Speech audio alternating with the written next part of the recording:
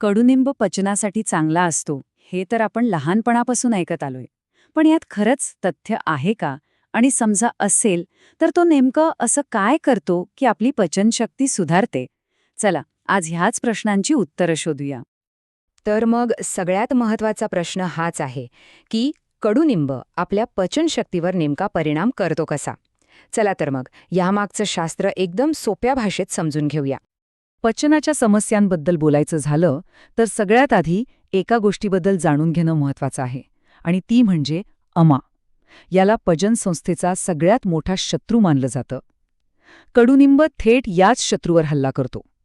पण हा अमा आहे तरी काय? अच्छा, तर आमा म्हणजे काय? एकदम सोप्या शब्दांत सांगायचं तर जे अन्न आपल्या शरीरात नीट पचत नाही त्यातून जे विषारी घटक तयार होतात त्यालाच आमा म्हणतात. आणि खरं सांगायचं तर पोटाच्या बहुतेक तक्रारींचं मूळ हेच असतं. आणि बरोबर इथेच कडुनिंबाची जादू सुरू होते. तो काय करतो तर या आमाला म्हणजे या विषारी घटकांना शरीरातून बाहेर काढतो. आपला जो पचनमार्ग आहे तो पूर्णपणे स्वच्छ करतो. आणि ह्याचा परिणाम काय होतो तर पोट एकदम हलकं वाटायला लागतं आणि भूकही अगदी खणखणीत लागते.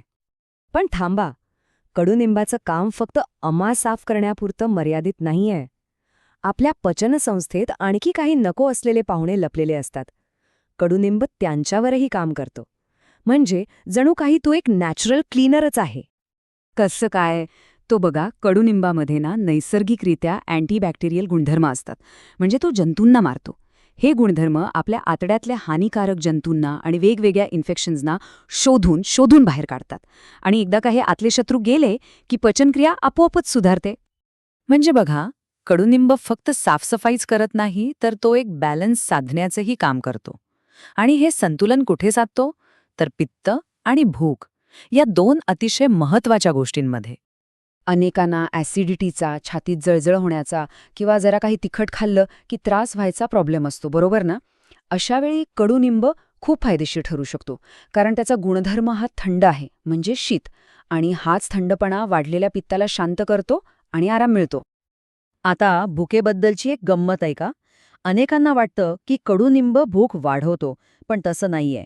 तो भूक वाढवत नाही, तर तिला बॅलन्स करतो, म्हणजे नियंत्रणात ठेवतो. याचा फायदा काय? तर अवेळी लागणारी भूक आणि प्रमाणापेक्षा जास्त खाणं या दोन्ही गोष्टी टाळल्या जातात. आणि साहजिकच पोट फुगण्याचा त्रासही कमी होतो. बरं, कडुलिंबाचा आणखी एक सुपर पॉवर आहे, तो म्हणजे शरीरातली सूज आणि दाह म्हणजे जळजळ कमी करणं. आणि याचा थेट संबंध आपल्या पचनसंस्थेच्या कार्यक्षमतेशी आहे. हे बघा, जर आपल्या पचनमार्गात आतून सूज असेल तर अन्न व्यवस्थित पचणार कसं? कडुनिंब बरोबर हीच सूज, गॅस आणि इन्फ्लमेशन कमी करतो. आणि मग काय? पचनक्रिया एकदम सुरळीत आणि सहज होऊन जाते. आणि आता आपण बोलूया शुद्धीकरणाच्या शेवटच्या पण सगळ्यात महत्त्वाच्या भागाबद्दल. आपलं लिव्हर म्हणजेच यकृत पचनसंस्थेमधला हा खरा पॉवर हाऊस आहे, असं म्हटलं तरी चालेल. चांगलं पचन हवं असेल तर लिव्हर निरोगी असणं हे अत्यंत गरजेचं आहे. कडुनिंब इथे आपली भूमिका बजावतो. तो लिव्हरमध्ये साचलेले विषारी घटक साफ करतो, म्हणजे एक प्रकारे लिव्हरला डिटॉक्स करतो. आणि यामुळे साहजिकच लिव्हरचं काम अधिक चांगल्या प्रकारे होतं. चला तर मग पटकन सगळं एकत्र आठवून बघूया. कडुनिंब आपल्या पचनसंस्थेसाठी 5 महत्त्वाच्या गोष्टी करतो. 1. तो टॉक्सिन कमी करतो. 2. जंतूंना मारतो. 3. पित्ताला संतुलित करतो. 4. सूज आणि दाह कमी करतो. आणि 5. लिव्हरला शुद्ध करतो. म्हणजे थोडक्यात काय तर हा आपल्या पचनसंस्थेसाठी एक कम्प्लीट नॅचरल प्युरिफायर आहे. खरंच आश्चर्य वाटतं की नाही की एका साध्या वनस्पतीमध्ये आरोग्याची इतकी सारी रहस्य दडलेली आहेत. निसर्गाची ही किमया खरोखरच अद्भुत आहे.